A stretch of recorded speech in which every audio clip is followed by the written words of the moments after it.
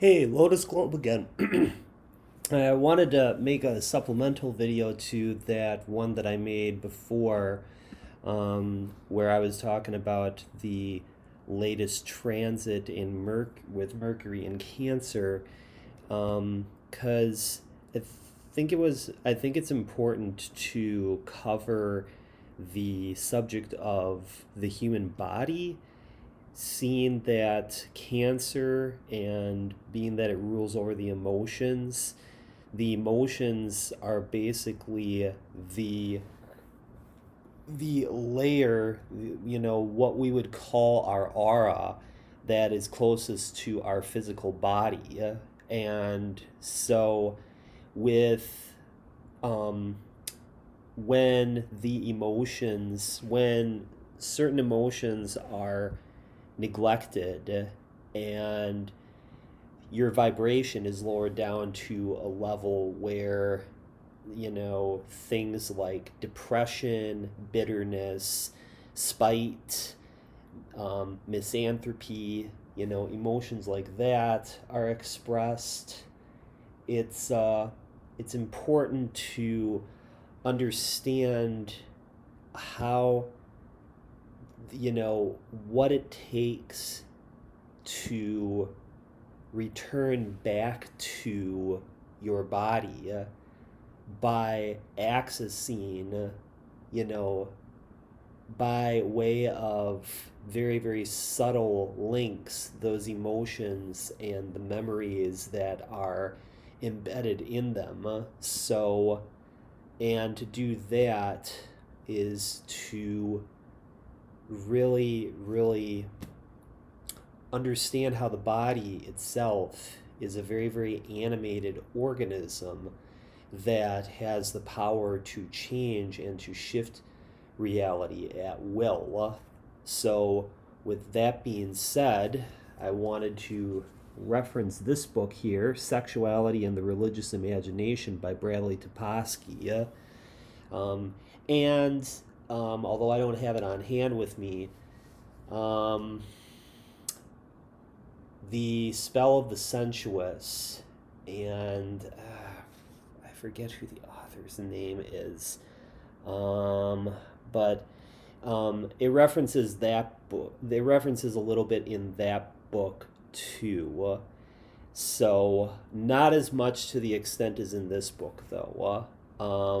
I should actually, talk about some stuff in the Spell of the Sensuous sometime, because I know that that also talks about the human body as a very animated organism to a greater degree. But for today, I wanted to bring up Wilhelm Fliess's model on the three sensory spheres of human experience. So, when I talk about the three sensory spheres, we are talking about three different modes of these spheres. So, they are extroception, proprioception, and enteroception. And so, to outline each of these in brief detail here, extroception is the sensory sphere that is akin to basically looking in a mirror and identifying with your reflection, so basically just seeing yourself in the mirror and being amazed, at who it is that you recognize in the mirror, which is something that, as a child, you usually respond with natural and playful curiosity, or the startle effect, as they call it. But obviously, if there's any sort of lack in connection with that sensory sphere, then, it usually results in, maybe not so much being scared of your own face, but just like not being able to recognize it whatsoever, just being like completely dead on the surface right here. Proprioception the second sensory sphere has to do with basically um, the joints and the muscles and the way in which each of those different parts of anatomy respond to certain emotional responses, and the memories that are locked in those different functioning parts of the body. So when you go to get Reiki done, for example, and they work on free tapping into a certain memory within your cellular organism, that's basically tapping into that sphere of proprioception right there. So it has to do with basically the it has to do with the five senses, basically, and how the organs, just like move, how the joints and all the different mechanical parts of, those joints move according to the functions of each of those senses. And then there's enteroception, the third sensory sphere. So that has to do with the way that we respond, to each of these different, emotional responses. And so this would have to, do with, the hunger response, usually. The hunger response is, what naturally occurs when we have a response to something that is supposed to fill us up, basically.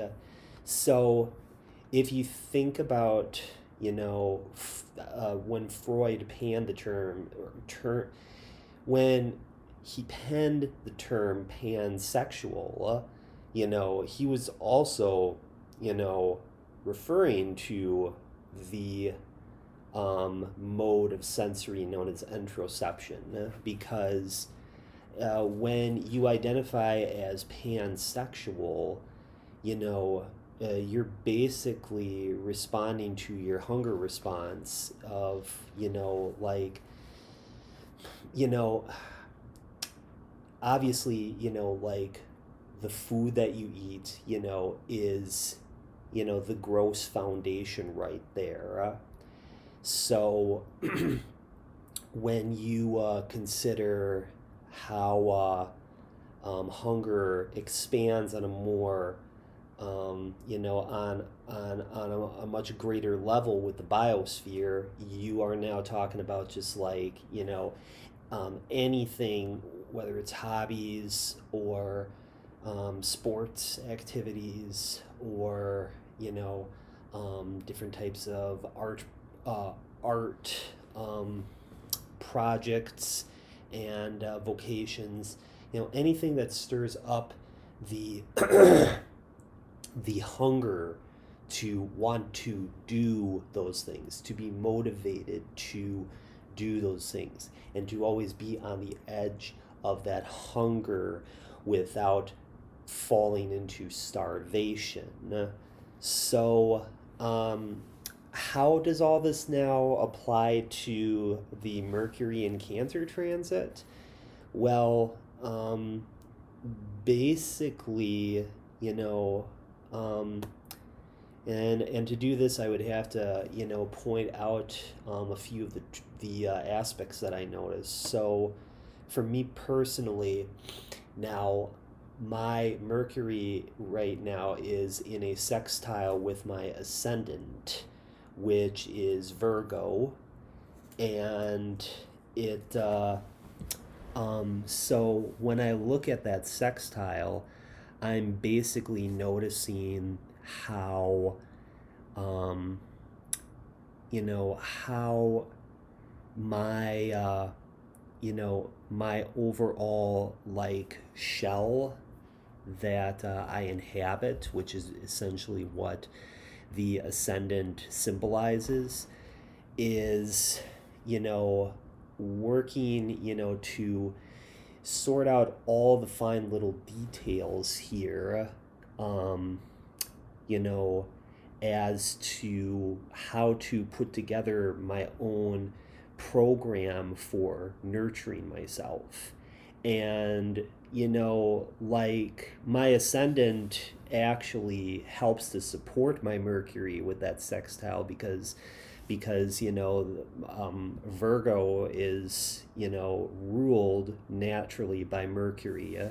So that's already my planet that you know filters out my that filters down my entire chart. So I feel like um, the body itself kind of operates as a computer of sorts, to really, you know, take in just all the information that's coming in from my environment about, just like how to eat and to sleep properly, how to get the right quantities of each, how to get the right quantities of exercise to,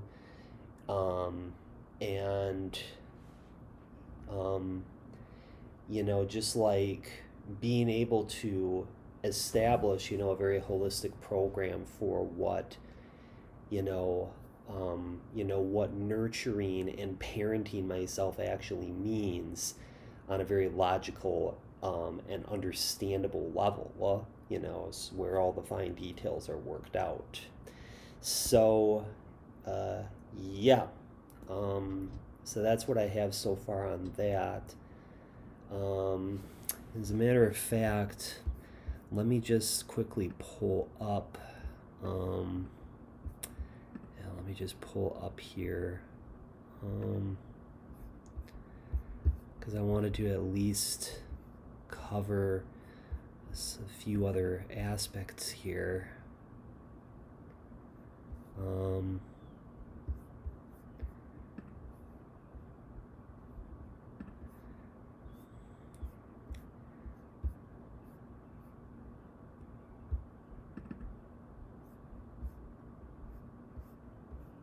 Okay, yeah. So I already talked about the sextile between Mercury and my ascendant. So now, I had actually just okay. So I had just brought up, the importance of exercise, and I was just thinking now how, energy, like just thinking about, the movement of energy and how it's so key here to the, just the movement of, that homeostasis, emotional information that helps the organism to remain in a very self-sustaining mode. And I noticed that my Mercury is in opposition to Mars, and my Mars is in Capricorn.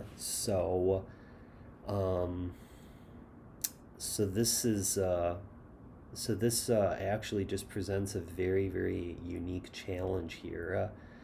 Um, so I had brought up how um, important it is to have your sexual needs fulfilled. You know, especially if it's just to fulfill them, since it is just to fulfill them as far as, you know, being able to associate with your own body through the body of another person, you know, um, and, to be able to make, connections, with different types of body parts, especially like when you consider like certain associations, and of course Freud talks about this quite a bit too when he talks about pansexualism, how like the penis and the breast, are basically, one and the same organ.